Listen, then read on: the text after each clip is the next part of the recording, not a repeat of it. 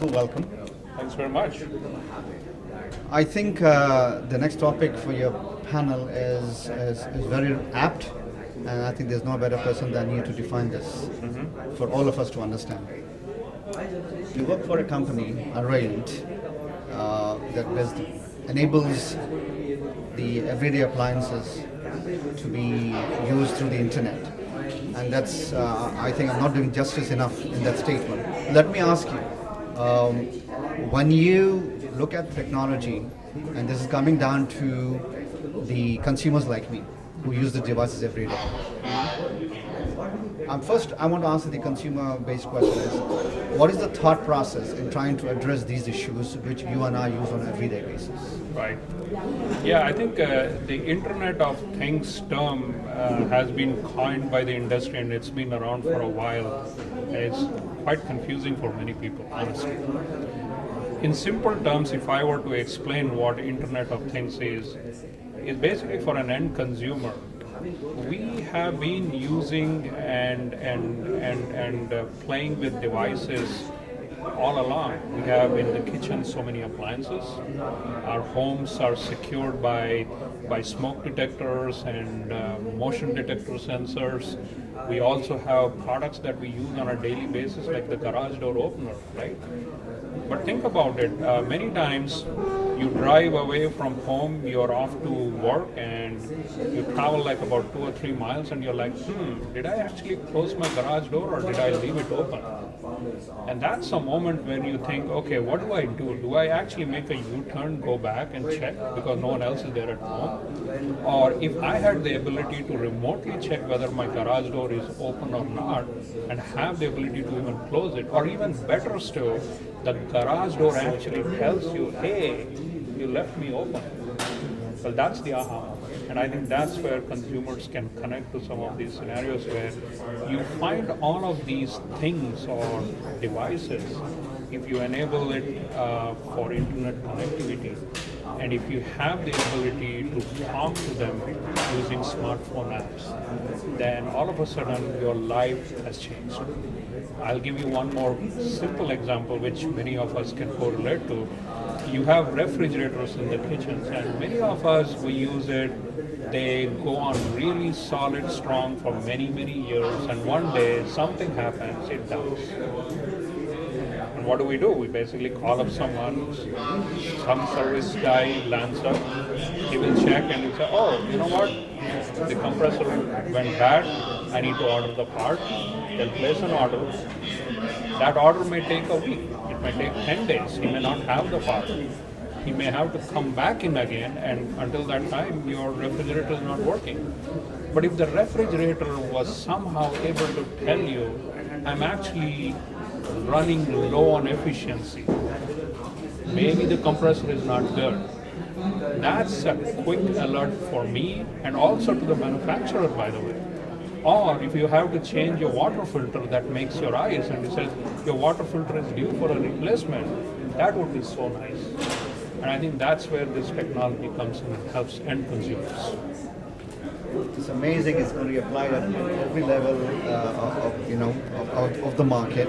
The next question I have for you is when you go above the consumer level and say, how do we help these people manage on the cloud and then go to the next level where they actually have access to the smartphone, like you said, through APIs. You enable you or the third-party vendors to build the APIs. Yeah.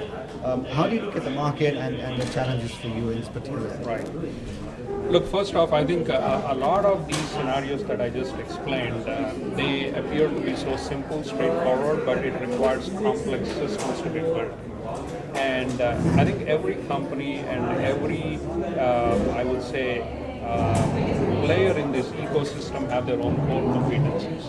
So we at Arrayant actually, what we do is we are an enabler for manufacturers and brands who are building these appliances to be able to adopt this technology very quickly. So what we offer is a cloud platform where most of the intelligence resides, and we provide reference designs, which is hardware and software, that manufacturing brands like First Alert and LiftMaster and Whirlpool, they can include it in their designs, in their products.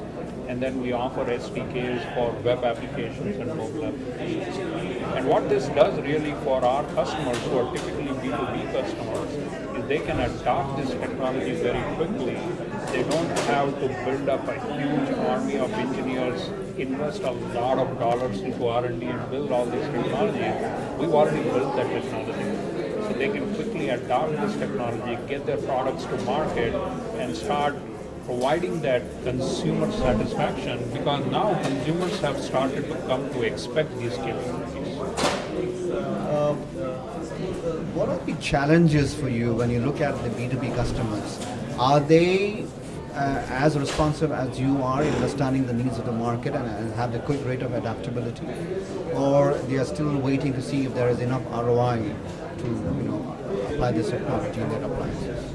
That's a great question. I actually think, having seen what's happening in the industry in the past, I would say a couple of years actually, is the industry is slowly warming up and catching up very quickly to put in place connected device strategy. And I can tell you this starts all the way from the top at the CEO level. And there are a couple of reasons as to why it's becoming important. Number one, I think companies like Nest have done a phenomenal job of bringing to light some of these use case scenarios where who did ever think about thermostat being connected, and why do you need a thermostat to be internet enabled?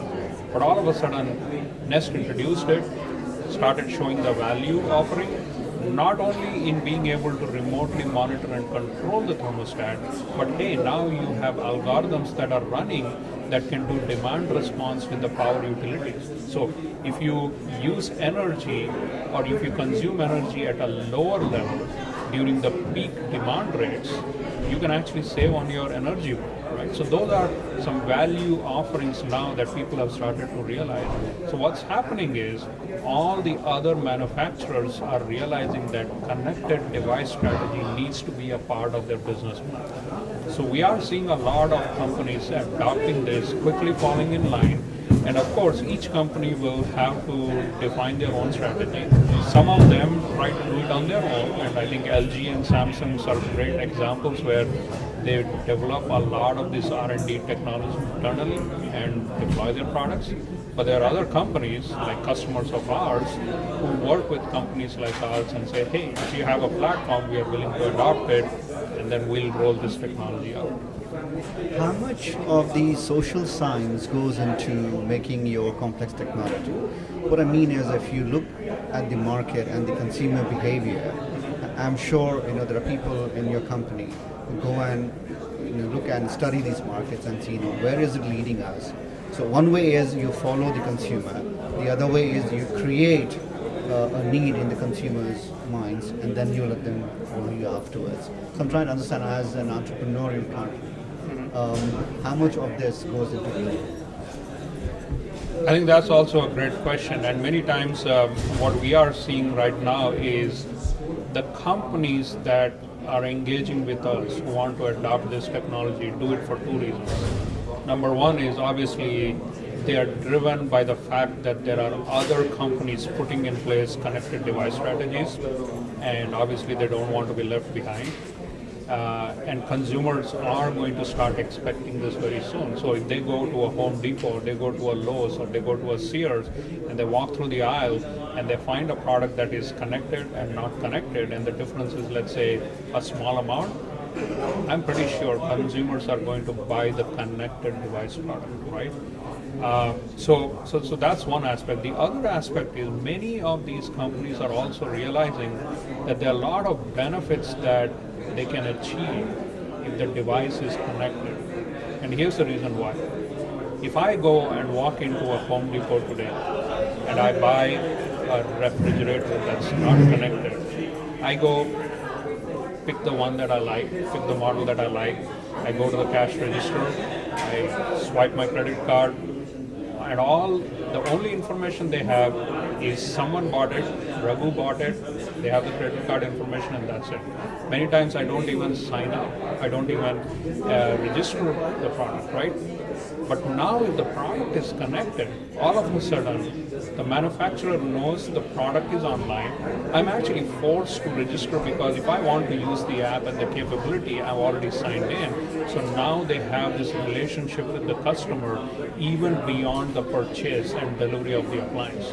Now all of a sudden, that's an added benefit. The second benefit they get is from a customer support perspective, they have all these devices talking to the backend. So if they find problems and if they have to find any patterns in issues out there in the field, they can find them long before the problems actually start to expose themselves.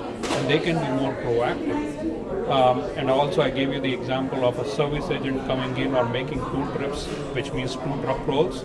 They can save the cost because if I make a call and say my refrigerator is not working or if it is working with very low efficiency, they can actually check what might be wrong and the service agent can come in with the right part and replace it in that first trip itself, right?